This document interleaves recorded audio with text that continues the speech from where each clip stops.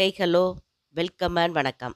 இன்னைக்கு நாம மணக்க மணக்க அதுவும் ஈஸியான முறையில் ருசியாக மட்டன் எலும்பு குழம்பு தான் செய்ய போகிறோம். ஃபஸ்ட்டு இந்த ரெசிபி பண்ணுறதுக்கு மட்டன் எலும்பெல்லாம் நல்லா கழுவி சுத்தம் பண்ணி குக்கரில் எடுத்து வச்சுக்கோங்க. அதில் சின்ன சின்ன முடிகளோடு இருக்க வாய்ப்பு இருக்குது. நல்லா பார்த்து பக்குவமாக கழுவி சுத்தம் பண்ணி எடுத்துக்கோங்க. இப்போ இந்த எலும்புகள் கூட ஒரு 1/4 கப் அளவுக்கு துவரம் பருப்பை 2-3 முறை நல்லா கழுவி சுத்தம் பண்ணி எடுத்து வச்சுக்கோங்க. அது கூட ஒரு 1/2 கப் அளவுக்கு சின்ன வெங்காயமும் 1 ஸ்பூன் அளவுக்கு தனி மிளகாய் தூளும் 1/2 ஸ்பூன் அளவுக்கு மஞ்சள் தூளும் சேர்த்துக்கிடலாம். இப்போ இதுக்கு தேவையான அளவுக்கு உப்பையும் சேர்த்து தேவையான அளவுக்கு தண்ணியும் ஊற்றிக்கிடலாம். தண்ணியினுடைய அளவு பார்த்திங்கன்னா இந்த எலும்புகள்லாம் நல்லா முங்கி இருக்கணும். அப்போ தான் நம்மளுக்கு நல்லா வெந்து வரும். அதுக்கு ஏற்றபடி நல்லா தண்ணி ஊற்றிக்கோங்க. இப்போ இது எல்லாத்தையும் நல்லா மிக்ஸ் பண்ணி எடுத்துக்கோங்க. தண்ணியுடைய அளவை பாருங்கள், இந்த அளவுக்கு இருந்துச்சுன்னா நம்மளுக்கு நல்லா வெந்து வரும். இது கிட்டத்தட்ட ஒரு 50% அளவுக்கு குக்கார மாதிரி பார்த்துக்கோங்க. நான் இன்னைக்கு இதை 3 விசில் வச்சு எடுத்துருக்கிறேன். இப்போ 3 விசில் விட்டதுக்கு அப்புறமா திறந்து பார்த்தோம் அப்படின்னா இந்த அளவுக்கு நல்லா வெந்து வந்திருக்கும். இப்போ இது அப்படியே இருக்கட்டும். இப்போ அடுத்ததாக இதுக்கு தேவையான ஒரு மசாலா ஒன்று ரெடி பண்ணிடலாம். அதுக்காக ஒரு மிக்சி ஜாரில் ஒரு 1/4 கப் அளவுக்கு தேங்காவை எடுத்துக்கோங்க. அந்த தேங்காவுடைய பின்பகுதி ப்ரௌன் கலரில் இருக்கும் பாருங்கள், அந்த தோலை நீக்கிக்கோங்க. இதில் 1 ஸ்பூன் அளவுக்கு சோம்பும் 1/2 ஸ்பூன் அளவுக்கு சீரகமும் சேர்த்துக்கோங்க. சோம்பினுடைய அளவு அதிகமாக இருக்கணும், சீரகத்தின் அளவு கம்மியாக இருக்கணும். இப்போ தேவையான அளவுக்கு தண்ணி ஊற்றி நல்லா பேஸ்ட் பக்குவத்துக்கு இதை அரைச்சி எடுத்து வச்சுக்கோங்க. இதுவும் ஒரு ஓரமாக இருக்கட்டும். இப்போ நம்மளுக்கு குக்கரில் விசில் விடுறதுக்குள்ள நீங்கள் இன்னொரு பாத்திரத்தில் முருங்கைக்காய், தக்காளி பழம், பல்லாரி, கத்திரிக்காய் சேர்த்துக்கோங்க. இந்த எலும்பு குழம்புக்கு கத்திரிக்காய் முருங்கைக்காய் இல்லாமல் செய்யாதீங்க. இதுதான் நல்லா டேஸ்ட்டாக இருக்கும். நீங்கள் ஒருவேளை பெரிய குக்கரில் செய்கிறீங்க அப்படின்னா நீங்கள் இந்த காய்கறிகள்லாம் இப்போ நீங்கள் போட்டுட்டு ஒரு விசில் வச்சு எடுத்திங்கன்னா கரெக்டாக இருக்கும். அப்படி இல்லைன்னா இதை மாதிரி பாத்திரத்தில் தண்ணி ஊற்றி நல்லா வேக வச்சுருங்க. இப்போ ஒரு கொதி வரட்டும். இப்போ பாருங்கள், நல்லா ஒரு கொதி வந்துருச்சு.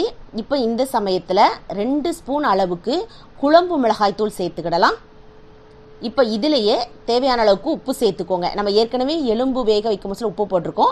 பார்த்து உப்பினுடைய அளவை பக்குவமாக நீங்கள் சேர்த்துக்கோங்க. அதே மாதிரி தனி மிளகாய்த்தூள் சேர்த்துருக்கிறதுனால நீங்கள் இந்த குழம்பு மிளகாய்த்தூளும் பார்த்து பக்குவமாக சேர்த்துக்கோங்க. இந்த குழம்பு பொறுத்த வரைக்கும் ரொம்ப காரமாக இருந்தால் நல்லா இருக்காது. அதே மாதிரி கொஞ்சம் தண்ணியாக இருக்கணும், அப்போ தான் டேஸ்ட்டும் நல்லாயிருக்கும். ஒருவேளை உங்களுக்கு கொஞ்சம் திக்காக இருக்கணும்னு நீங்கள் வேணால் பருப்பினுடைய அளவை ஒரு 1/2 கப் அளவுக்கு மாற்றிக்கோங்க. அது உங்களுடைய விருப்பம். இப்போ பாருங்கள், நல்லா அந்த அளவுக்கு ஒரு கொதி விட்டுருச்சு. இப்போ இந்த சமயத்தில் நம்ம வேக வச்சு வச்சுருக்கிற எலும்பு பீசஸை சேர்த்துக்கிடலாம். இப்போ எனக்கு பாத்திரத்தில் இடம் பத்தலை பாருங்கள். இன்னும் மசாலாலாம் நம்ம ஊற்ற வேண்டியது இருக்குது, இடம் காணாது. அதனால் நான் இதை அப்படியே வேறொரு பாத்திரத்துக்கு மாற்றிக்கிடுறேன். நீங்கள் குக்கர்லேயே செய்கிறதா இருந்தால் கூட இதை அப்படியே செஞ்சு எடுத்துக்கிடலாம். நீங்கள் கம்மியாக பண்ணுறீங்க, கொஞ்சமாக பண்ணுறீங்கன்னா நீங்கள் அதை மாதிரி கூட செஞ்சுக்கிடலாம். இப்போ இது எல்லாத்தையும் நல்லா ஒரு அட்டை கலந்து விட்டுக்கோங்க. இப்போ அப்படியே மூடி போட்டு ஒரு 12 நிமிஷம் நீங்கள் மீடியம் ஃப்ளேமில் வச்சு கொதிக்க வச்சிங்கன்னா இந்த அளவுக்கு நல்லா கொதி வந்திருக்கும். இப்போ அந்த பருப்போடு சேர்த்து இந்த எலும்பு பீசஸ் எல்லாம் நல்லா வெந்து வரும். இப்போ இந்த சமயத்தில் நம்ம அரைச்சி வச்சிருக்கிற அந்த விழுதை இது கூட சேர்த்துக்கோங்க. இந்த பேஸ்ட்டை சேர்க்கும் தான் நல்லா மணமாக இருக்கும் குழம்புக்கு. இப்போ அந்த மிக்சி ஜார்லேயும் தேவையான அளவுக்கு தண்ணி ஊற்றி அலம்பி அதையும் சேர்த்துக்கோங்க. இப்போ இது எல்லாத்தையும் நல்லா கலந்து விட்டுக்கோங்க.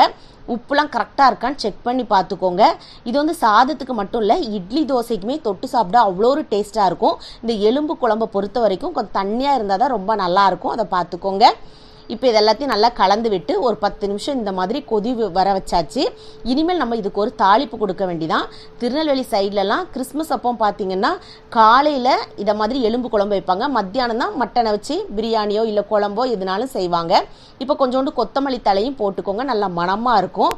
இப்போ இதுக்கு ஒரு தாளிப்பு ஒன்று கொடுக்கணும். அதுக்கு நீங்கள் தேங்காய் எண்ணெயில் செஞ்சீங்கன்னா தான் ரொம்பவே நல்லாயிருக்கும்.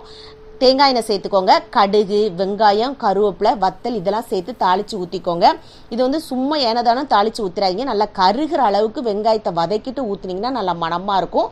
தாளிப்பு கொடுத்த உடனே அப்படியே மூடி வச்சுருங்க. அப்போ தான் அதனுடைய ஃப்ளேவர் அப்படியே இருக்கும். ரொம்பவே சூப்பரான எலும்பு குழம்பு, ரொம்பவே மணமாக இருக்கும். எத்தனை இட்லி தோசை சாப்பிட்றோம் நம்மளுக்கே தெரியாது, அந்த அளவுக்கு டேஸ்ட்டாக இருக்கும். வீட்டில் உள்ளவங்க எல்லாருமே விரும்பி சாப்பிடுவாங்க. அதனால் கண்டிப்பாக இதை செஞ்சு பாருங்கள். அப்படி செஞ்சு பார்த்து உங்களுக்கு பிடிச்சிருந்துச்சி அப்படின்னா லைக் பண்ணுங்கள், ஷேர் பண்ணுங்கள், சப்ஸ்கிரைப் பண்ண கேண்டி ஸ்டோர் தமிழுக்கு மறக்காதீங்க.